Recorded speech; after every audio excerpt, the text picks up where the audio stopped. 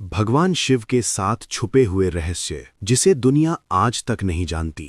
आदिनाथ भगवान शिव को शंकर, महादेव, भोलेनाथ और देवादि देव कहते हैं।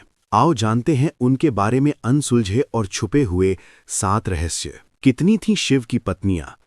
ये रहस्य की बात है कि भगवान शंकर का विवाह सर्वप्रथम प्रजापति दक्ष की पुत्री सती से हुआ। फिर जब वे यज्ञकुंड में कूदकर भस्म हो गईं, तब उन्होंने दूसरा जन्म लिया और हिमवान की पुत्री पार्वती कहलाईं।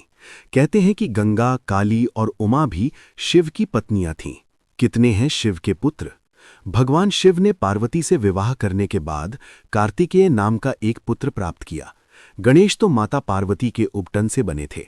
सुकेश नामक एक अनाथ बालक को उन्होंने पाला था। जलंधर शिव के तेज से उत्पन्न हुआ था।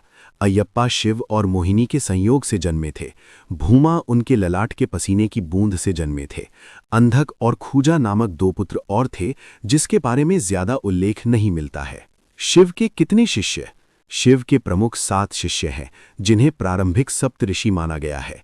इन ऋषियों ने ही शिव के ज्ञान को संपूर्ण धरती पर प्रचारित किया, जिसके चलते भिन्न भिन्न धर्म और संस्कृतियों की उत्पत्ति हुई। शिव ने ही गुरु और शिष्य परंपरा की शुरुआत की थी।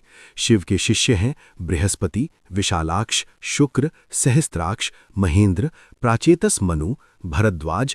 इसके अलावा 8वें गौर शिरस मुनि भी थे। शिव के शिष्यों में वशिष्ठ और अगस्त्य मुनि का नाम भी लिया जाता है। क्या शिव ही बुद्ध थे?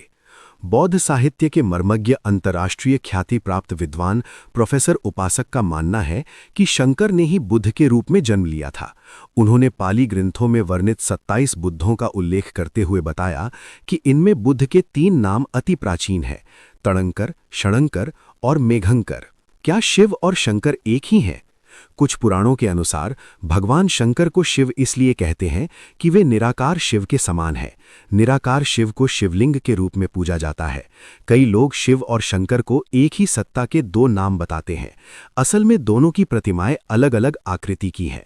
शंकर को हमेशा तपस्वी रूप में दिखाया जाता है। कई जगह तो शंकर को शिवलिंग का ध्यान करते हुए दिखाया गया है। अतः शिव और शंकर 2 अलग अलग सत्ताएं हैं। माना जाता है कि महेश और महाकाल भगवान शंकर के द्वारपाल हैं। रुद्र देवता शंकर की पंचायत के सदस्य हैं। हर काल में शिव। भगवान शिव ने हर काल में लोगों को दर्शन दिए हैं।